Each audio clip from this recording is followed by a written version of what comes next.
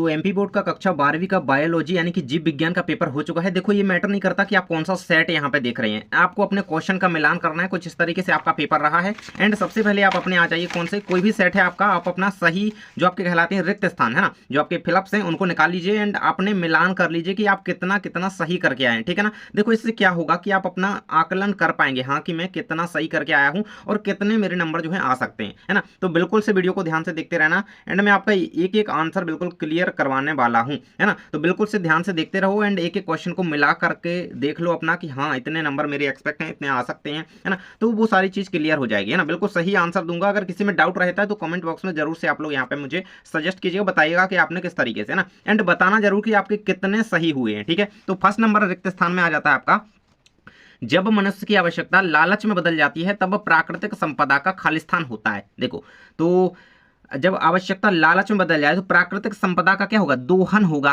क्या होगा, दोहन होगा, अधिक दोहन होगा। इस तरीके से आपने आंसर लिखा है तो बिल्कुल सही है। क्या है, दोहन होता है प्राकृतिक संपदा का, है ना। तो दोहन आंसर इसका बिल्कुल सही है। शोषण लिखा है तो भी सही हो सकता है, लेकिन दोहन मुझे लगता है बिल्कुल सही आंसर इसका रहेगा, है ना, यही है। नेक्स्ट है आपका, यदि कोई प्रोटीन इनकोडिंग जीन किसी विषमजात परपोषी में अभिव्यक्त होता है तो इसे क्या कहते हैं। तो भाई इसे पुनर्योगज, है ना, प्रोटीन कहते हैं। वो हमारी जो है पुनर्योगज प्रोटीन कहलाती है। इसका आंसर आपको लिखना था क्या, पुनर्योगज, या फिर पुनर्संयोजक भी लिख सकते हैं। तो क्या इसका आंसर पुनर्योगज, है ना, योजक, योगज योगज कर रहा मैं, पुनर्योजक होता है ना, पुनर्योजक, ये इसका राइट आंसर आपको लिखना था। नेक्स्ट क्वेश्चन है डीएनए के खालिस्तान। तो भाई ये तो सभी को पता है कि ऋण आवेशित अणु होते हैं डीएनए, हैं। तो आपको आंसर लिखना था इसका ऋण आवेशित, लिखा हुआ ऋण आवेशित भी लिख देते, पूरे ऋणात्मक लिख देते तो भी आंसर सही है, ठीक है। अगला है आपका, साइक्लोस्पोरिन ए का उत्पादन खालिस्तान नामक कवक से किया जाता है। तो किस कवक से किया जाता है भाई, साइक्लोस्पोरिन ए की बात करी जा रही है। तो ट्राइकोडर्मा जो होता है आपका, है ना, ट्राइकोडर्मा पॉलीस्पोरम, इस तरीके से नाम होता है इसका। तो इसका आंसर आपको लिखना था फोर्थ नंबर का, इस तरीके से, है ना, क्या ट्राइकोडर्मा, है ना। वैसे इंग्लिश हिंदी में से एक तरीके से ही प्रोनाउंसिएट करेंगे, है ना। तो पॉलीपोरम, ठीक है, ये इसका आपको आंसर लिखना था, है ना। ट्राइकोडर्मा की स्पेलिंग क्या हो सकती है, TRICHODERMA, ठीक है, इस तरीके से। तो ट्राइकोडर्मा पॉलीपोरम इसका आंसर था आपका फोर्थ नंबर का। नेक्स्ट क्वेश्चन आपका था भाई कि अपर स्तनी, है ना, अपरास्तनी भेड़िया तथा तस्मानिया वुल्फ खालिस्तान के समान दिखते हैं। तो किसके समान दिखते हैं भाई, तो वो देखो इसमें मुझे दो आंसर लग रहे हैं यार, कि या फिर इसका देखो इसके विकास के बारे में पूछा गया कि उनमें किस तरीके का विकास दिखता है या फिर किसके समान। तो मार्सोपियल के समान इसका आंसर लिख सकते हैं कि मार्सोपियल के समान वो दिखते हैं,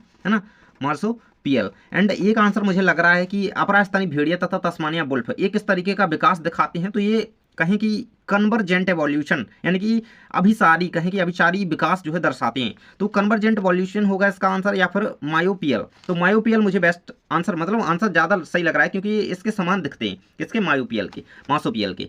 नेक्स्ट क्वेश्चन आपका आ जाता है ना, मार्सो है, मार्सो। नेक्स्ट है आपका, शारीरिक, भावनात्मक, व्यवहारिक तथा सामाजिक रूप से अच्छा होने में तात्पर्य, होने से तात्पर्य भाई स्वास्थ्य से है। अगर आपका ये सारा कुछ ठीक है, जो चीज़ें बताई गई हैं, जैसे आप शारीरिक की ठीक है, भावनात्मक बिल्कुल हर चीज़ से बिल्कुल, है ना, तो फिजिकली इमोशनली बिल्कुल ठीक हो भाई, तो ये यहाँ आपकी हेल्थ को ही ना तात्पर्य बताएगा, है ना, मतलब तो स्वास्थ्य अच्छा होगा, स्वास्थ्य इसका राइट आंसर है। आगे हमारे क्वेश्चन सत्यासत्य के रूप में थे। तो अब कोई भी सेट है आपका, सत्यासत्य निकाल लीजिए, है ना। तो रहेगा आपका फर्स्ट नंबर क्वेश्चन है कि कॉर्पस ल्यूटियम वृषण में पाया जाता है। तो ये बिल्कुल गलत है आपका, है ना, असत्य लगाइएगा इसका आंसर। असत्य जिसने भी लिखा है उसका बिल्कुल सही है। अगला है न्यूक्लिक एसिड, न्यूक्लियोटाइड्स का एक लंबा बहुलक है। अरे भाई क्यों नहीं है, है ना, बिल्कुल सही है, ठीक है। अगला क्वेश्चन है, सभी सूक्ष्मजीव रोग जनकीय नहीं होते। हाँ जी बिल्कुल सही है, क्योंकि कोई कोई क्या होते हैं हमारे लिए बहुत जरूरी होते हैं, बहुत सहायक होती हैं, है ना। तो बिल्कुल सही बात करिए। अगला है, एडीए की कमी का उपचार लसीकाणु के प्रत्यारोपण से होता है।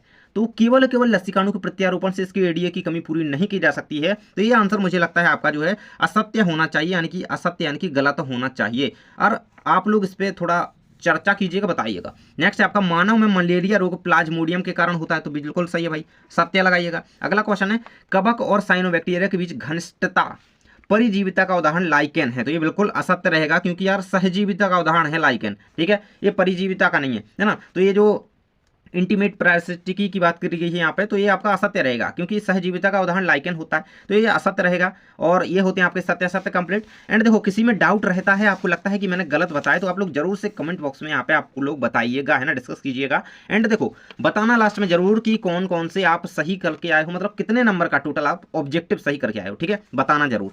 सही जोड़ियां आ जाती हैं आपकी, देखो सही जोड़ियां, अब इनमें कंफ्यूज हो गए होगे। असंग जनन, तो भाई ये घास कुल होता है जैसे, है ना, तो घास कुल में क्या है, असंग जनन पाया जाता है, तो फर्स्ट की जोड़ी आपकी लास्ट में मिलनी थी, असंग जनन की लास्ट में।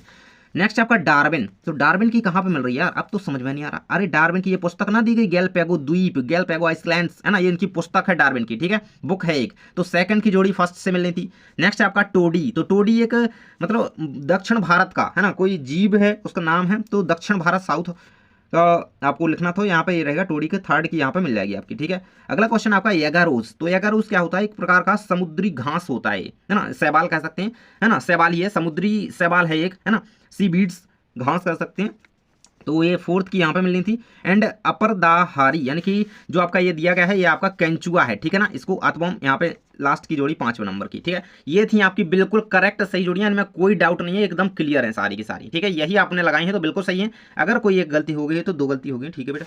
चलिए भाई अगला क्वेश्चन आपका आ जाता है 4th नंबर का, एक वाक्य या शब्द में उत्तर लिखिए। देखो मित्रों एक एक क्वेश्चन को ध्यान से करते चलो, ऐसा नहीं है कि आप देखो अपना मिलान कर लोगे, बहुत अच्छा आपको देखो एक निश्चिंतता बैठ जाती है मन में, ठीक है, बड़ी बात ये हो जाती है ना। 4 नंबर में एक शब्द या वाक्य में उत्तर, वाक्य में भी लिख सकते थे, शब्द में भी लिख सकते थे, बड़ी वाक्य में जिसने लगा होगा उसका तो और भी अच्छा है, और शब्द में लिखा तो कोई दिक्कत नहीं है, बस आंसर सही होना चाहिए। देखो पुष्प का कौन सा भाग फल की रचना करता है, तो भाई ये तो सभी को पता है ना, सभी को पता होगा यार, अच्छा अच्छा सभी करके आए होंगे, ठीक है। खीस किसे कहते हैं भाई, खीस क्या होता है, तो देखो इसका आंसर आप लोग, है ना, colostrum, very very most important है, एंड ये आपको पता भी होना चाहिए। तो देखो जन्म देने के बाद जो प्रसूता होती है, मतलब जो महिला होती है जन्म देने के बाद उसे प्रसूता कह सकती है, वो शिशु को जन्म देती है, उसके बाद उसकी स्तन ग्रंथियों से जो स्तन, है ना, स्रावित होता है पहली बार, है ना, तो उसे क्या, उसे खीस कहा जाता है ना। तो ये भैया आंसर यहाँ पे लिखना था आपको कि जन्म, थोड़ा डिटेल में लिख दूं क्या, जन्म देने के बाद, है ना, या फिर शिशु को जन्म देने के बाद, इस तरीके से लिख सकते थे ना। तो परिभाषाएं कई लोगों ने अलग अलग लिखी होंगी, उसमें कोई दिक्कत नहीं है, लेकिन आपको ये मैटर याद रखना है कि प्रसूता का जन्म देने के तुरंत बाद जो पहला दूध होता है जो शिशु के लिए, तो वो स्तन ग्रंथियों से आता है, वो पहला दूध वही जो है खीस कहलाता है, ठीक है, ये आंसर आपको लिखना था,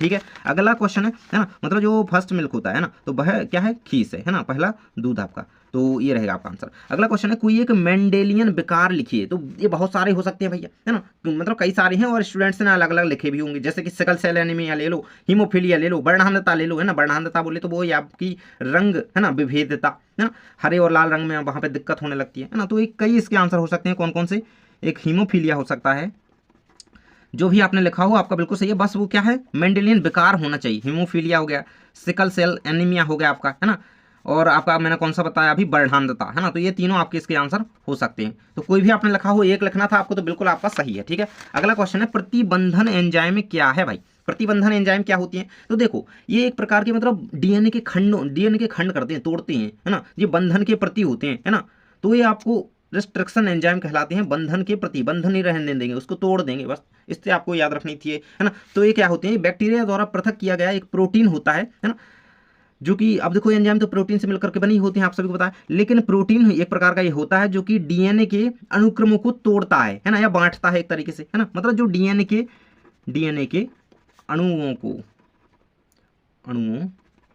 को ब्रेक करे, तोड़े, बांटे, ये वो हमारा प्रतिबंधन एंजाइम है, ठीक है, इतना आंसर आपका रहेगा इसका। अगला है संसार में कुल कितने जैव विविधता, तो 36 इसका राइट आंसर है, ठीक है। तो इस तरीके से आपके ये सारे क्वेश्चन कंप्लीट। अब लास्ट में आपका क्या आ जाता है भैया, ये आ जाते हैं आपके जो सही विकल्प टाइप क्वेश्चन थे, ठीक है, तो इनको एक एक करके मिलान, देखो मैंने इसका प्रिंट निकाला था, मेरे पास वैसे पेपर नहीं मिल पाया जल्दी, तो मैंने इसका प्रिंट निकाला और मैं आपको आंसर बता रहा हूँ, ठीक है। यहाँ पर सही विकल्प सबसे पहले आपका यहाँ पे आ जाता है, प्राथमिक उपभोक्ता है, तो भाई वो पेड़ पौधे होते हैं, लेकिन पेड़ पौधे कैसे होते हैं भाई, तो वो तो हमारे शाकाहारी होते हैं, तो बस आंख बंद करके आंसर लगा देना था। अगला है आपका प्रथम प्रतिजैविक किस सूक्ष्म जीव द्वारा, तो पेनिसिलियम टोटानम, तो ये तो आपको पता ही होगा भाई, टोटानम नहीं है यहाँ पे, लेकिन पेनिसिलियम आपका ठीक आंसर है, ये मैंने बताया भी था, ठीक है। अगला क्वेश्चन किशोर अवस्था की आयु अवधि कितनी होती है, देखो किशोर अवस्था अलग अलग पार्ट में हो सकती है, लेकिन इसका राइट आंसर यहाँ पे 12 से लेकर के 18 वर्ष होता है, ठीक है, ये आंसर आपका है।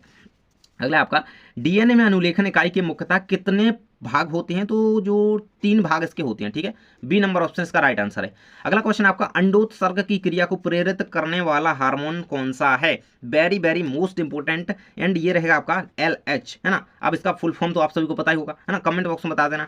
अगला क्वेश्चन है, बीजांड की काया बीजांड ग्रंथ के किस भाग से? हाइलम हाइलम नाभिका, है ना, हाइलम हाइलम नाभिका, ये रहा आपका हाइलम, ठीक है, ये रहा आपका, है ना। तो मैंने जो जो क्वेश्चन आपको बिल्कुल बताए, ये बिल्कुल यहाँ पे क्लियर है एंड ये आपके आंसर हैं, ठीक है। तो इस तरीके से आपके कुछ क्वेश्चन रहे हैं एंड आई होप कि आप अच्छा एग्जाम अपना करके आए होंगे एंड ये आपके मिलान अब बताइएगा जरूर से भैया कि कितने सही करके आए हो, है ना। बाकी सारा पेपर आप सभी करके आए होंगे अच्छे तरीके से एंड अगले पेपर के लिए ऑल द बेस्ट।